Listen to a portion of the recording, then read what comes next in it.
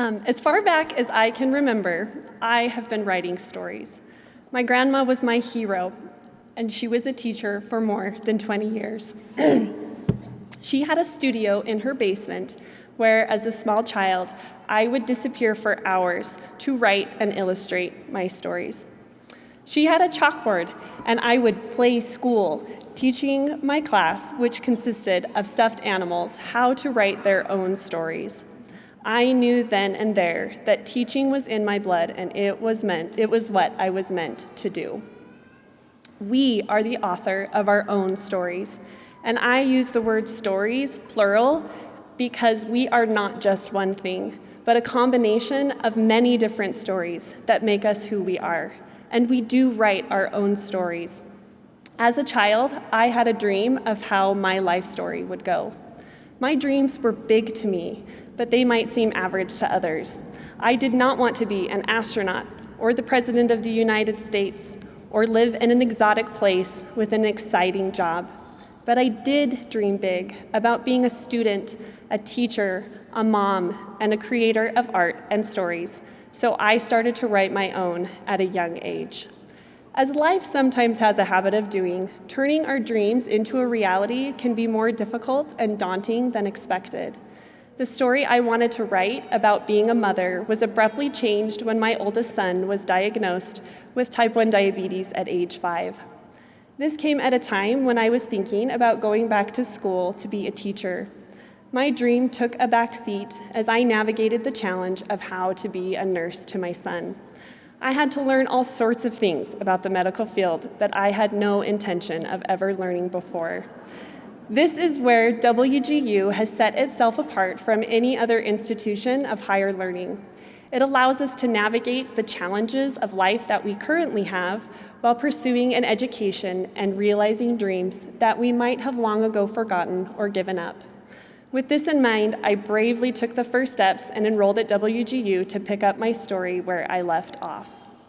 As I was working full-time, parenting full-time, and going to school full-time, I began to fully appreciate all that WGU had to offer. Having a mentor one email or text message away to lean on when things got extra tricky, taking that objective assessment in the 1 hour you have between putting your kids to bed and sleeping like the dead yourself, knowing that you can attend class while waiting in the carpool pickup lane or on a Saturday when you have a little bit of extra breathing room. Being part of WGU is being part of a close-knit family because we're all in this together, and everyone at WGU is rooting for your success. They want you to succeed and change your life for the better. I'd like to return to the story of my grandma, who lived to be 95 years old and was the wittiest person I have ever known. I had 1 semester left of my coursework and had accepted a position as an intern at my local high school as an 11th grade English teacher.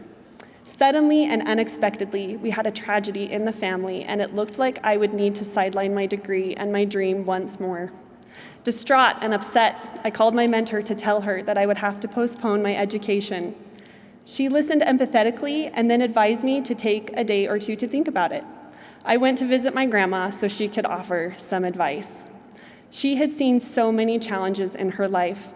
She went to college in the 1950s when it was generally thought that perhaps that wasn't the best use of a woman's time. She lived through the Great Depression, World War II, 9/11, and knew how to use her iPhone like a boss. When I told her my plan to give up on my dream, she simply said, "Katie, teaching saved my life, and it might just save yours."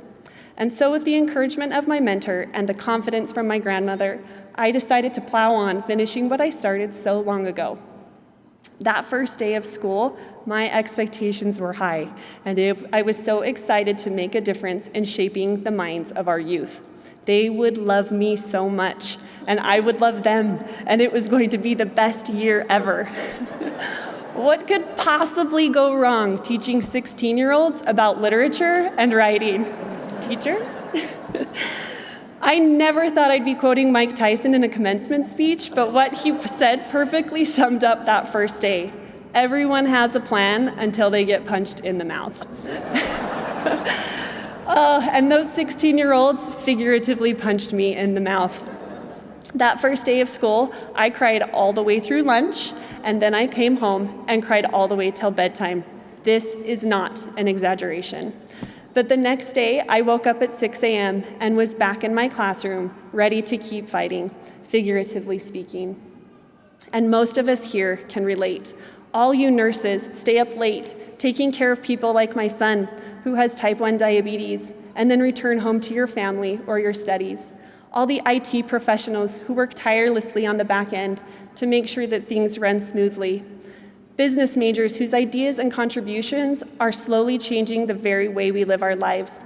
We are masters of our craft, but I think I can speak for all of us when I say it didn't come easy.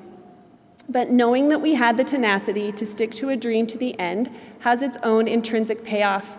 We are writing the story for ourselves, and I wonder how yours will end. My dream didn't come about in the way that I thought it would, and I'm still writing my story. But isn't that how life is? It's a series of unexpected, sometimes joyful, sometimes heartbreaking surprises that allow us the opportunity to dig deep and really see what we're made of. But thanks to WGU, I am standing here today, proud to have accomplished a dream that I set as a child. It was the same dream I had so long ago, it just looks different, and getting here was not how I had planned. But what is important is that we are here. So to all of our family, our friends, our mentors, our students and colleagues that have helped and encouraged us along the way, we say thank you. And to all of us graduates,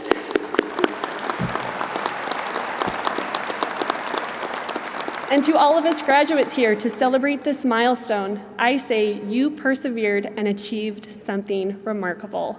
Congratulations.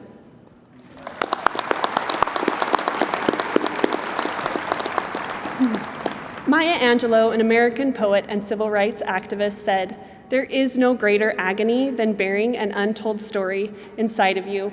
I'm proud to have written this story of my life with the help of WGU. To all of my fellow graduates, I say, continue to write your own stories, whatever they mean to you.